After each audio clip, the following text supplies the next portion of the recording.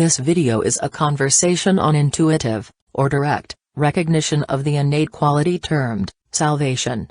From our perception, or the spirit of independent thought and rationale through the ancient teachings of the masters.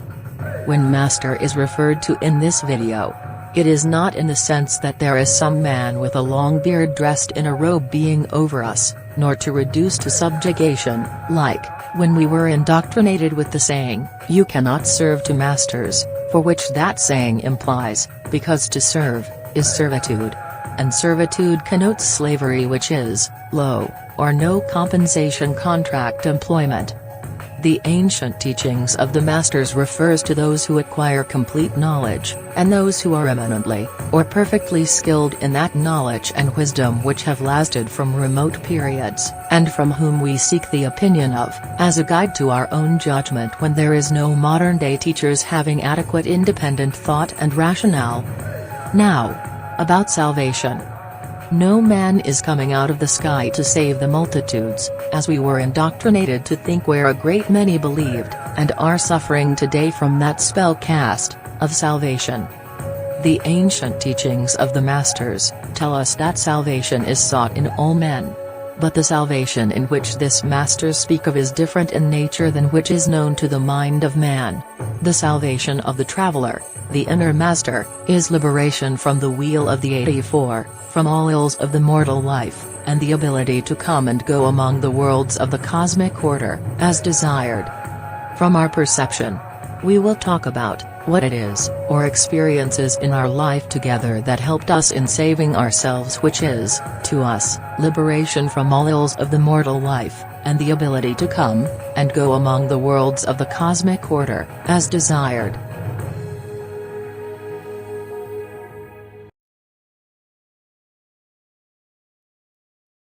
Fire is a very important element of the universe because you got earth, air, fire, and water. What fire really actually does, it burns off the old and brings in the new. And we're in that process right now at this time. We're burning up all that colonialism that came upon our land, and we're bringing in the new. Okay, and as far as calling back our energy, and anybody can call back your energy. We learned this from the sister. Call it back. All that they did take, it'll just boomerang back to them. So what's actually happening is the same thing what fire does. It burns off that old. Sometimes it could be old members in your family. That's okay. That's attachment. See, attachment can really actually hurt you. You're supposed to be free. And anything that comes your way in the beginning, that's true, it'll be there in the end.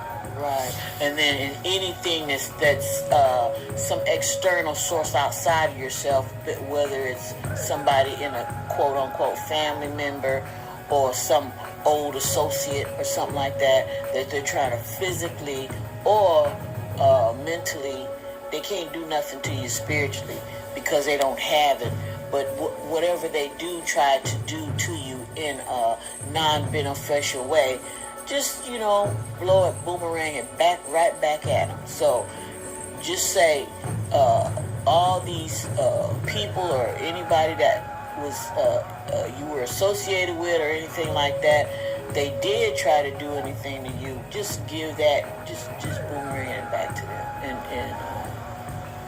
And they'll receive what they intended for you. And how can you get new clothing if you're still trying to hold on to that old stuff in your closet? It's baggage. And what happens, it changes your mindset. So I have to get me something new. I have to go out there and look for the truth. The truth is what's really actually burning off that old lie. Yeah. That's what's right. really actually burning off that old lie. That's what fire really actually represents. So get rid of that old stuff in your closet so that you can get some brand new things. All right.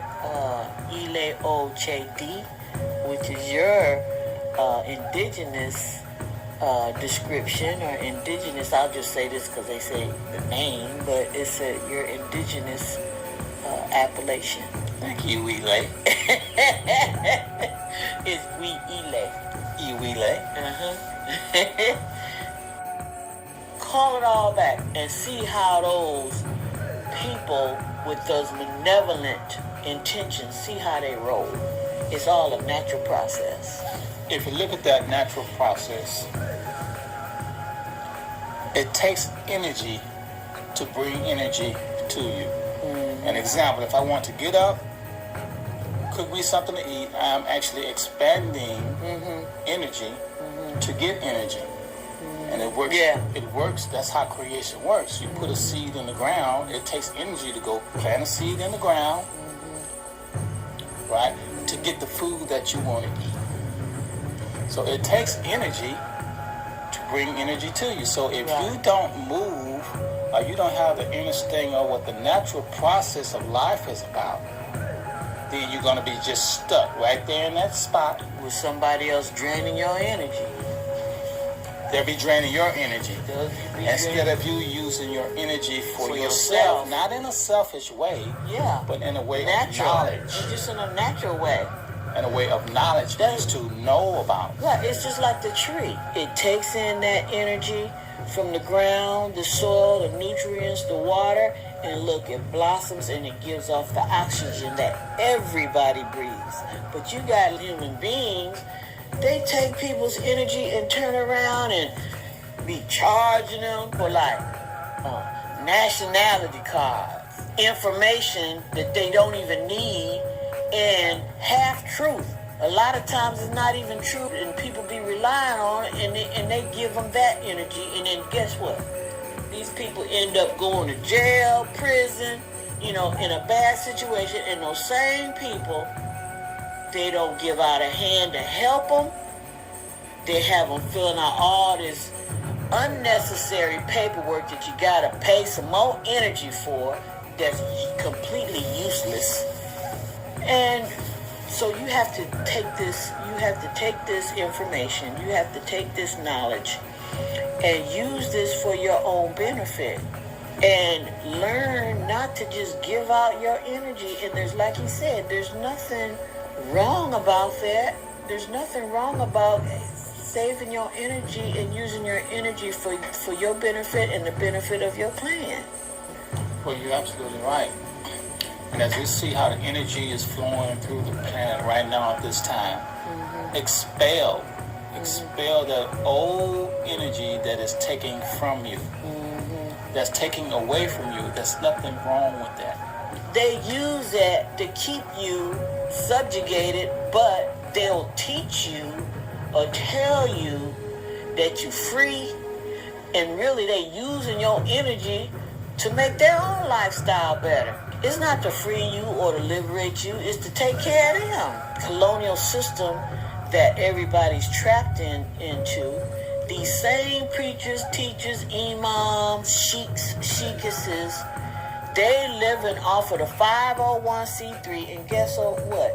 There's a 501c10 for the fraternities, the secret orders, the fraternities and stuff like that. Like the Masons or Freemasons or whatever they want to call them, they're getting tax breaks where the Aboriginal Indigenous people, we are not supposed to be giving out, and we're not giving out. That energy is not even supposed to be taken away from us. We're Aboriginal Indigenous people living on our own land, and you got these foreigners in here, I don't care if they're Alban European, Moorish, whatever. Their skin complexion is not all pale. They impose constitutions, treaties, trusts on us when that's not even us. We didn't have these things. We didn't need these things before they came. They put a mark on it of 1492, but before then, none of that existed here. None of it. They come from across the water, taking the energy. We were misled, greatly misled, that we were all Moors. That's a lie. We are Aboriginal and Indigenous to this land. Our old world is their new world. They colonized us. They are Aboriginal, Moors are Aboriginal Indigenous to the lands in Europe that they call Europe and Africa. And we speak today from our own experiences. Also, We will speak later on in this video how we are going to save ourselves, which is what the topic today is, salvation. And we're going to do it. From our experiences, our life experiences and hardships going through that fire, we are in the process of doing that right now. We're saving ourselves, and we want to share this information, this knowledge with our dear brothers and sisters.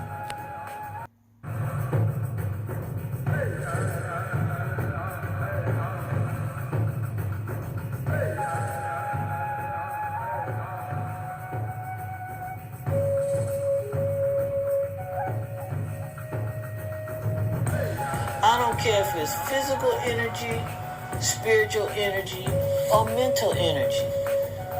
They're over here to take. I mean, we know that there's Aboriginal, Indigenous people, or Aboriginal people all on the land, everywhere you can see. They're Aboriginal, the original people. Yet, we're Indigenous. We've been on this part of the land for the longest. So you got Indigenous people over here that's been on this land for the longest, and then you got people way over there across the water, Indigenous people over there. Yeah, they coming over here. They got what they need over there. They come over here to take our energy. And then you have people that trick you. If you don't have no nation, if you don't have no government, you gonna lose your birthright. What kind of nonsense is that? That's because they are not living in a natural, Aboriginal, Indigenous mind. They're not living in the universal structure of order of things. They're living in that artificial matrix that was set up where you gotta have silver, gold, fiat, crypto, constitutions, treaties, trusts, because they don't know how to control themselves, not unless they have some kind of statute or law to tell them which way to go, how to dress, how to talk, what to say, where to go. No, we didn't have any of those things. Now, you have raised children. We both have raised children. Yes, we have. And we noticed in our children, at the age of 5, they didn't know the same things when they got 14. It took them a process of learning from 5 to 14. It's the same way with your growth and development spiritually. Right. When you learn something, you don't have to stay there. Otherwise, you'll be on a wheel learning the same thing for 40 years. Right. Knowing yourself is growing yourself. Just like you, anything in the universe, look at anything that has a growing process that's living, starting from the seed.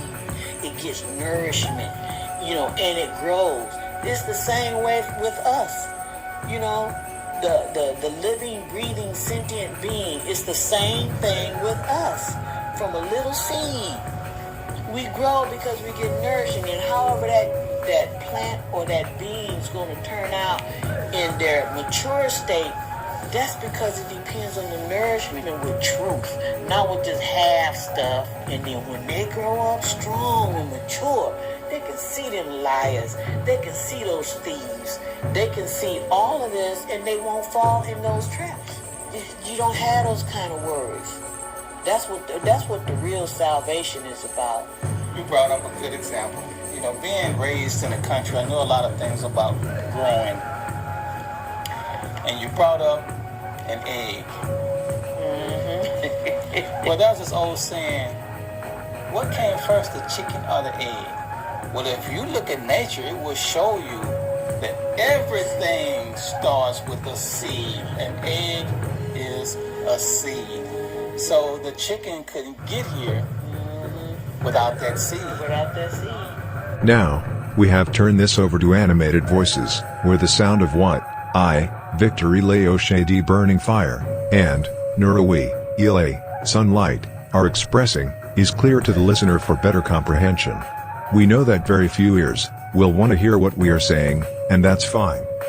We are happy that the ones that lend an ear become liberated as a result of expanded awareness, as creation intends. Subscriptions, or likes to this channel are not a necessity, and no monetary contributions will be collected. The information that we provide to our brothers and sisters will never be monetized. A sister asked, how do we get them to leave us alone?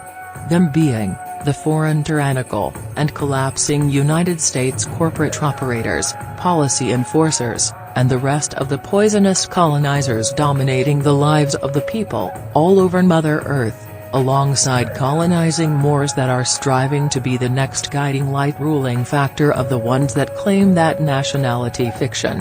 While liberation efforts are in the works, by other sincere liberators, what helps us to stay uplifted in our Aboriginal Indigenous independent thought, that keeps the oppressors away from us, is discernment of the pitfalls, and we have recreated our own cultured and happy dwelling place, and living our lives in a parallel existence. As their authoritarian system is collapsing across Mother Earth, we are mentally independent of the oppressor's dictates, which leads to a brighter future of expanded possibilities for the Aboriginal Indigenous, and all people, when collectively, we use our independent thought, outside of the matrix box, or the Moorish square that people are taught to stand on.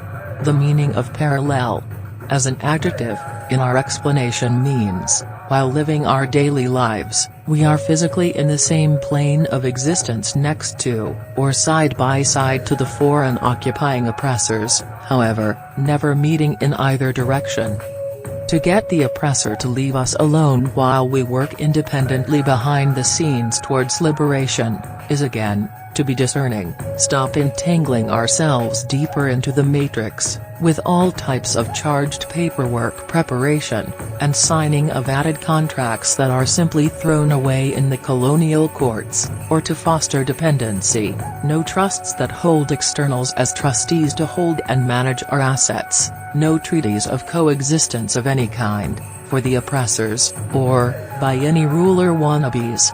These contracts draw the fictions to our space, where thoughts, followed by actions of some still inflected, or spellbound Aborigines, still believe, and are dependent on their enemies to help them when using the oppressor's useless paper instruments that lead the Aborigine across the parallel boundaries, directly into the enemy's space, when there is never, ever, any help coming from any government fiction operators, policy enforcers, or ruler wannabes. No exceptions. They only offer tactics in their paper document instruments to trick the unsuspecting into staying dependent on them, for control purposes, or simply to rip off the Aboriginal Indigenous of this land. Brothers and sisters, Nura and I learned a particular lesson the hard way, but now it has paid off, because now we have knowledge of how not to bring the enemy to our doorstep. We didn't have the problems of being stopped by policy enforcer police, brutalized, arrested, jailed, property seized, property destroyed, and our dwelling place violently invaded and damaged by the oppressors, until we got involved outside of selves, with Moors. It took us 7 years to realize that we were deceived. The master teacher, emir, or minister, as he was called, omitted, or left out, significant information that makes a major difference, and causes a major shift in the way people would see in another light, and think about Moors that occupy Amaru-Kapana, Turtle Island. The same master teacher convinced us, and many others, that all people of darker melanin production in the skin, all over North America, and the world, were Moors. Not true. As experienced by many other Aborigine, getting involved with the Moors brought the oppressor to our doorstep. Through documented historical records and journals of the Moorish conquistador, that we were not taught about, it is factual that Moors are the first colonizers of the Americas, not just Albion, or Caucasian Europeans, which was part of very important information that was omitted from the Moorish teachings. The Moors' colonial legal fiction paperwork, nationality cards, trusts, proclamations, etc., only serve to get us to redesignate and reclassify our true Aboriginal Indigenous names of our original tongues to Moorish or Moor. Just like their Caucasian European colonizer counterparts did in their official records. They redesignated our true Aboriginal Indigenous Narragansett people as Negro and Black to prepare for our extinction, but we rejected their so-called civilization, and kept our traditions and Aboriginal names, even though in 1880, the Rhode Island state colony legislation declared our Narragansett people extinct. But we kept our indigenous identity that is not, and was never, quote-unquote, more. See, the University of Toledo's, The Right to a Name. The Narragansett People and Rhode Island Officials in the Revolutionary Era. By Ruth Wallace Herndon, University of Toledo, and Ella Wilcox Sikatow, Narragansett Tribe. We have since come to learn through our traumatic experience together, alongside other Aborigines experienced, that Moors occupying our Amaru Kapana, now called America, do not care who gets hurt, or jailed when following their half-truth teachings. They feed off of indigenous people that are so hungry for liberation, that they fall for the fantastic speech of the Moors, ending up in worst situations, and taking ourselves further from our Amaru Kapanian roots. What is so true, that we've really learned, is that all skin folk ain't kinfolk. Brothers and sisters, if anyone wants to be the externally defined Negro, black, colored, brown, red, Moor, blackamoor, Indian, or have a nationality fiction which is really not ancient, but originated in the 1690s by French colonizers, etc., that's perfectly fine, it's their free choice, but these are ideas created by foreign externals to self, and if anyone wants to stay in their worlds, then they will be forced, as their citizens, to sit under their foreign government power that you have allowed them to have over you, as subject citizen vessels, and will have to go through what it takes to stay in their world. Worries and all. But, if you have a liberated mind, as a free, independent thinker, as naturally created through our very existence on this plane, then you have the ability to create your own world. On this particular physical journey, Victor, Wheelay O'Shea Burning Fire, and I, as learning experiences, had to go through the fire of Christian and Muslim dogmas, the historical search through travels overseas, and thank goodness, never any military service, but we went through the dead colonial legal fictions of the colonial United States corporate fiction, and ambivalent Moorish teachings and experiences, dealing with the ideas of their worlds, to learn that in the physical, we are Aboriginal indigenous beings to this Amaru Ka, Turtle Island, now called America. However, we are eternal in our spiritual journeys, and in soul, we are truly free. Together, lessons were learned, just as every other physical being must experience their own choices and journeys for themselves. Example of parallel existence for salvation, as described by the wise ancestors.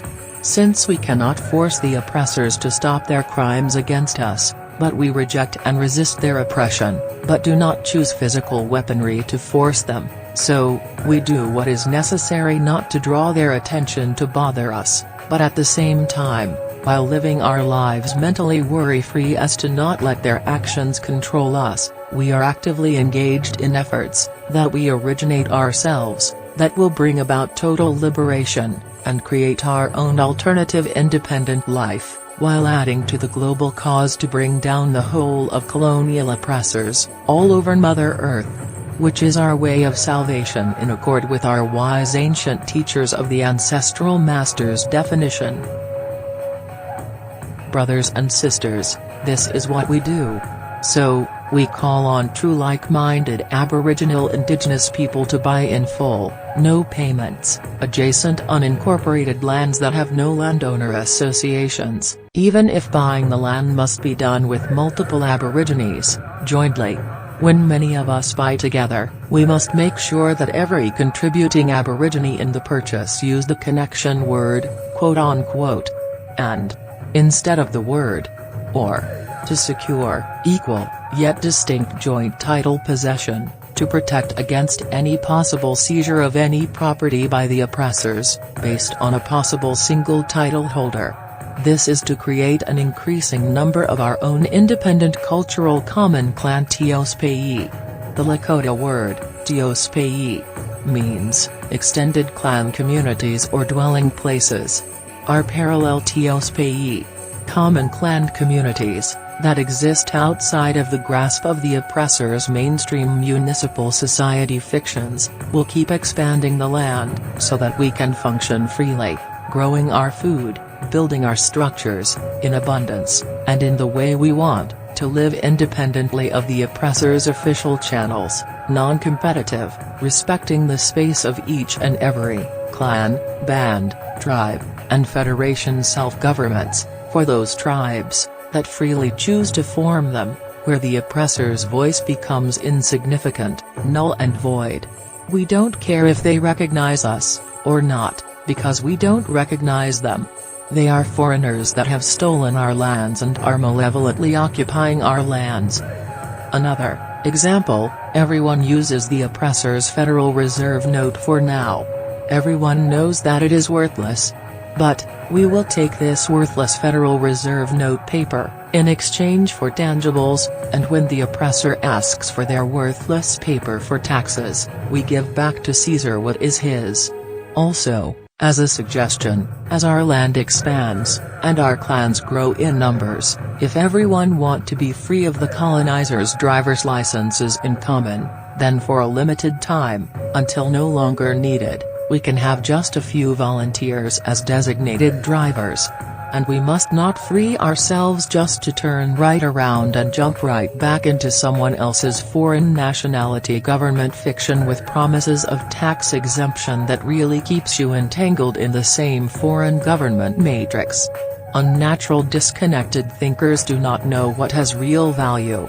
They don't realize that if they were to plant a silver or gold coin, that these metals will not germinate, or grow. So, in the meantime, we resist, as situations arise, and ignore anything else, regarding the oppressor's powerless dictates. Because when we are on our own land growing our own food, providing our own free energy, water, and shelter. Question: will we need Federal Reserve notes, crypto, silver, gold, etc., to buy anything, when we produce in abundance from Mother Earth, for ourselves? The answer is, no,